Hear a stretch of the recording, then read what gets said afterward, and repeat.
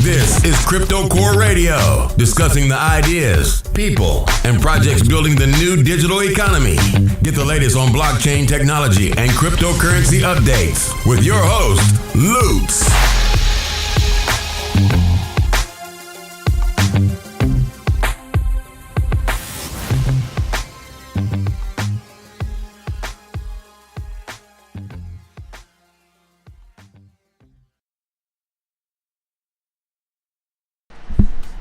Hello and welcome to Core Radio. This is LooTz coming to you live.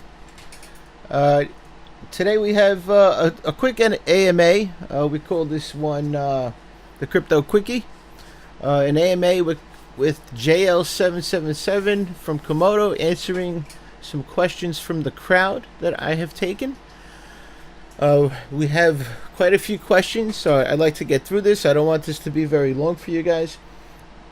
Just some quick questions people had that I want to to get answered for people. So let's get to the first question. So at this point, let's talk about Komodo. Komodo is trading at around 30,000 to 35,000. Seems to be the floor, and seems to be cruising at that floor for a while. So I'll take that as its low. So if you wanted to get in, probably now is a good time. Also, I wanted to give a shout out to Neos, which did pretty well last night. If you guys listened to me, I was telling you to buy at 70,000, 80,000, still looking good. It went all the way up to 160. Take a look at that when you get a chance. Neos is a good project. The developer is what I invested, not the project. The developer is the project most of the time. So you'll see JL77 is the developer of Komodo, alongside many other developers in Komodo, like Gruel Satinder and CA333. So it's not the projects I invest in, it's the developers behind it. You'll see many times a developer doesn't know what he's doing, makes the project kind of shady, right? How's this guy going to do anything with the project? Like there's a lot of coins out there, you'll see they end up leaving the project. It's very, very common to see that because they can't find a developer to continue working on their idea or existing blockchain. At this point in time, let's get started with the questions for Komodo and the SuperNet people. We have a question from Harvester. There is a rumor that Basilic mode is not safe. Why? Does it send my password to remote server or what? Something less alarming, I hope.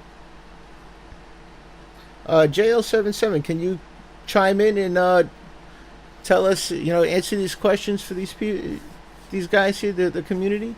Because we got quite a few questions here. So when you get a chance, chime in. It is not as reliable as using native mode. It does local signing.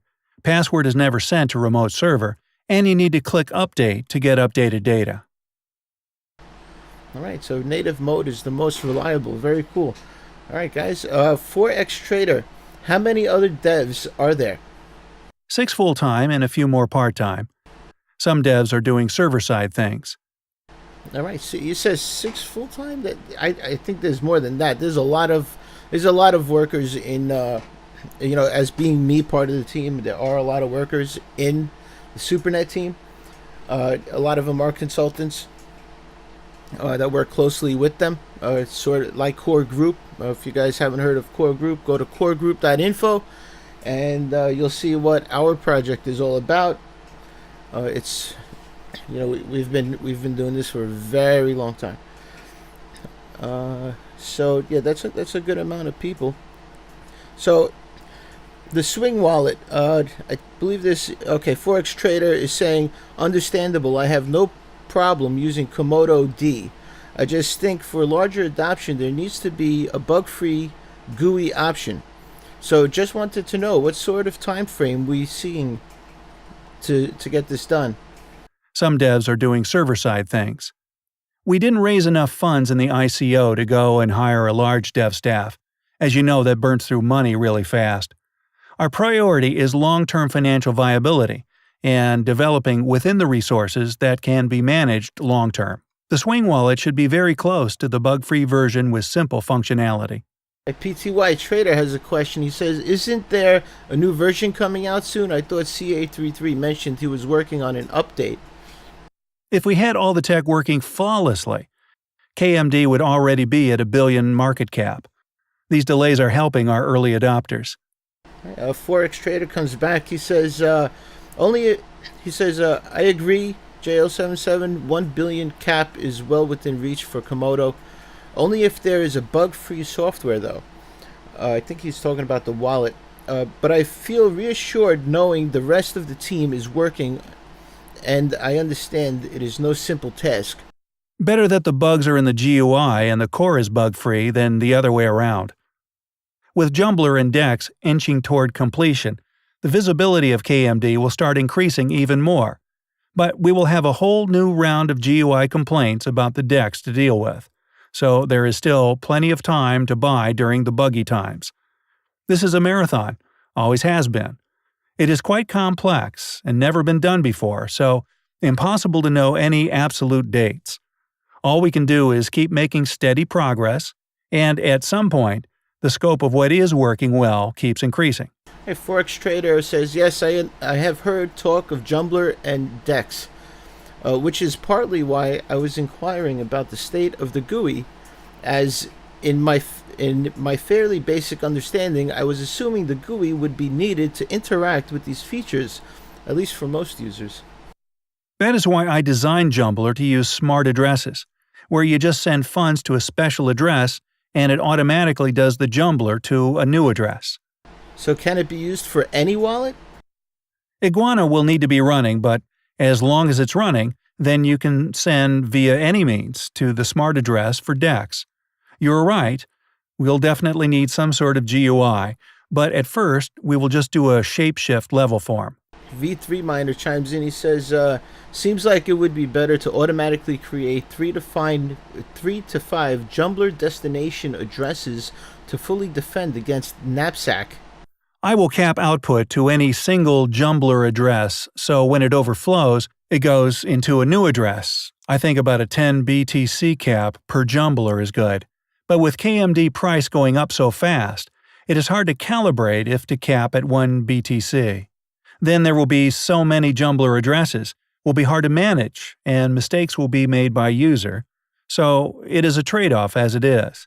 You can limit the amount per Jumbler destination simply by limiting how much you put in. Hey, V3 Miner asks, I've been meaning to ask, is Jumbler a function of a gamma, iguana, or can it be handled fully in Komodo D?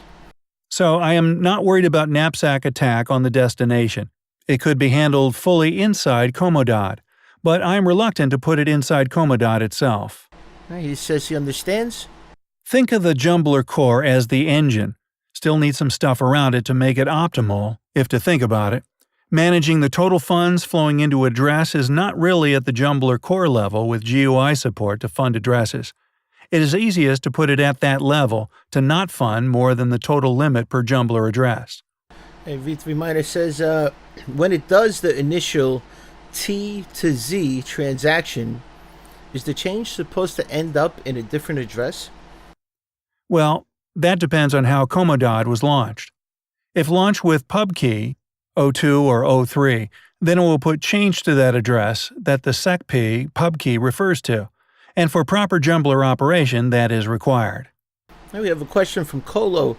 Colo says, what's the benefit of higher hash rates when we have mining dedicated to 64 notaries? DPoW security is strong. Most hash rate makes another layer of network security stronger. PoW layer, higher hash rate is good due to the higher hash rate making it harder because it is more secure with a higher hash rate. If the hash rate is low, then anybody can make multiple blocks quickly at any time, especially during free-for-all. The free-for-all calibrates the hash rate to actual hash rate, so the more actual hash rate there is, the more secure things are since there is more hash rate. All right, we have someone called, his name is Komodo Investor, so I'm guessing he invests in Komodo. I heard a good talk on ZS Snarks. I'm sorry, let me say that again. I heard a good talk on ZS Snarks and how it is only second generation. Can you describe if Komodo is running and yet needs to fork or apply completely different cryptography systems over it? Can it happen? Dear Komodo investor, if needed to, Komodo can hard fork. In fact, for the next election's results, we will likely hard fork to a new version with the updated notaries, along with any other changes that need to be hard forked. By having an activation date in the future, you can hard fork without too much disruption, as people are updating on a regular basis anyway. Bitcoin could have hard forked to 2MB long ago, with an activation date 3 months in the future. I am sure any active Bitcoin user would gladly update their wallet to help solve the text backlog and the crazy high fees. All right, very cool. I have a question. When will the elections take place for the notary nodes? Also, before you answer that, what will they do for Komodo? Next year, new slate of notaries. So will there be another 64 nodes, or will there be 128 for this next election? No.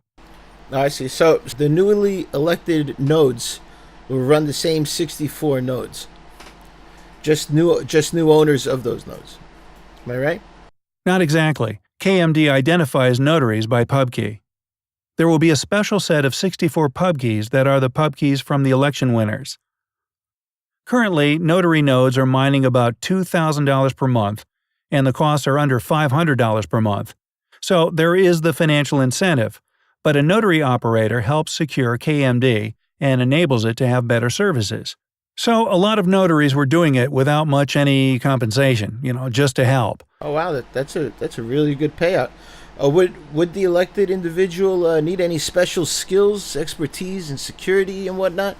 Well, the way I was figuring it, if you're gonna run notary, I imagine it would involve a dedicated VPS, with at least 128 RAM and a good security, right? Yes.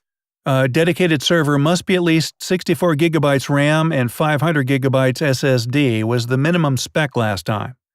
There is a lot of historical info on the election process from last time. That answers my questions. We have V3 Miner again. He says, will the knapsack problem affect Jumbler? I think they're starting to talk, that development talk that we're all pretty shy of. But I guess you would have to look it up, see what a knapsack problem is in the development world. So V3 wants to know, will the knapsack problem affect Jumbler, James?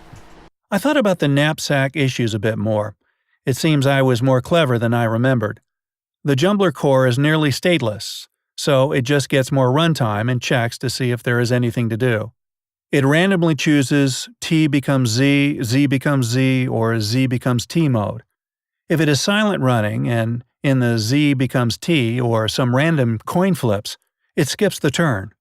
So we can imagine a stream of T becomes Z chunks in sizes of 100, 1000, 10,000 KMD being slowly converted to Z becomes Z chunks of the same size, which finally ends up in the T address from the last Z becomes T.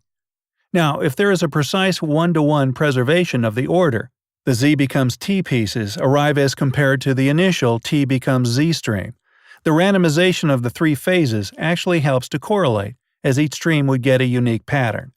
So, by randomizing the initial phases, it requires to randomize the order the chunks are processed, which I will be adding. However, I realize that Jumbler Core is using whatever the currently logged in address is to calculate the final Z becomes T address. What that means is that by just logging into a variety of accounts during the Jumbler process, you will end up with just small amounts scattered among the Jumbler destinations derived from the variety of accounts. Try to knapsack that. Actually, I already had randomized the order of processing a little at the Z becomes Z and Z becomes T stages, but I can make it a lot more random. Okay, now both T becomes Z and Z become T stages are fully randomized using high entropy random selection out of all of the eligible transactions to do. Even if the sizes were deterministic, it should not matter, but the sizes are also non-deterministic, but not high entropy.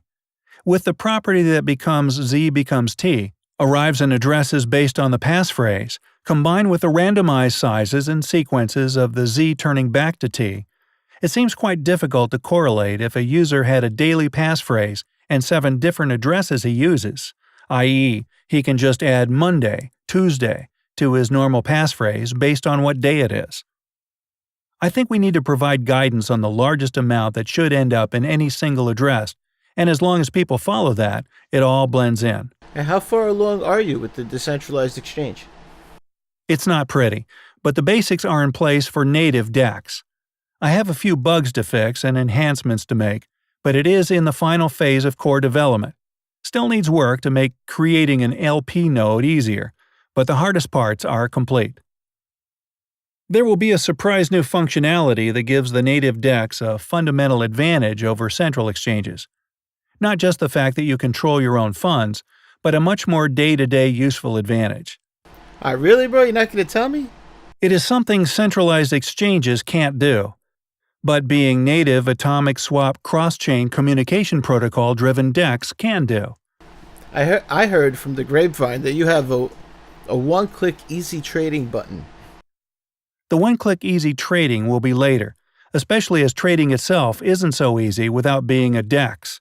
With DEX, you are trading UXO, pairs, and without abstracting that away, it is right there to confuse the user. If it is abstracted away into some total balance, then all the issues of which UXO that wallets will have to deal with need to be solved. So I took the path of just exposing the UXO-ness of the DEX, and this led me to a realization of the possibility of a significant advantage over central exchanges. But first, I need to prove the concept this weekend that it can be done, and when there is a GUI that supports this new feature, I will announce what it is, and the market can evaluate how significant it is. All right, guys. Very cool. So a little update. That one-click easy trading button, I didn't just hear from the grapevine. Now we know is a method of putting one coin down on multiple coins. I believe they're calling it the market maker. This is something that is really going to bring Komodo to the light. So if you haven't invested, you probably want to just maybe put a little bit in there. I'm not telling you how to trade. I just think that this is a great utility. I mean, if you could use the same Bitcoin to put a buy on multiple different types of crypto, and whichever one hits, it hits, and then you get that that particular crypto with with that one Bitcoin that you're trying to buy it with, and then you got it for the price you wanted, right? So I don't think anything has that feature out there. I know Quantlu has a good trading platform, but it doesn't have a feature where you could use the same crypto that you own, the same investment crypto that you're planning on putting down to buy something. You can't use it on multiple cryptos at the same time. So I'm guessing as soon as it buys this one, the one that you want, all the other orders automatically shut off. That's pretty crazy. I mean, that seems like a feature that only a decentralized exchange could give you, because a regular exchange can't do something like that. I know there's a lot of cryptos out there, people that are saying that they have a true decentralized exchange, and maybe they processed 1 or 2 orders, and they got 1 or 2 transactions to go through. We here at Komodo, we've gotten a lot more than that through. We are the true decentralized exchange. I say we because I'm part of their marketing team with coregroup.info. We do the marketing side of things. We will be ramping up the marketing very soon because, of course, we want to see finished and polished technologies first. So there's no point in ramping it up at the moment. But people in the know should definitely know what SuperNet Komodo is doing. It is one of my favorite projects, aside from a couple other projects you've heard me mention in the past. You'll also check out, I am doing judgment interviews lately. Please, if you haven't chimed into those, I will use a special picture just for those type of interviews. It's more along the lines of me hardcore asking them questions about their ICO and you being the judge. I'm not going to state any opinions. I really don't care. If I invest, I'm not going to tell you about it. It's up to you to judge. So, and this is all the ICOs on the Waves platform. We are also partnered with Waves, and we do marketing for them also. So coregroup.info if you need some marketing. Check out the packages, and just put an order in. You can use BTC, and we'll get the job done ASAP.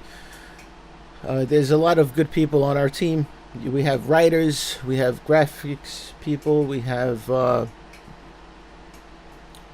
developers for the website. So a lot of people in the coregroup.info team. We also have a token, which at this point, if you have not sent your old core group tokens from the NXT exchange to exchange it for the new Waves token, please do so.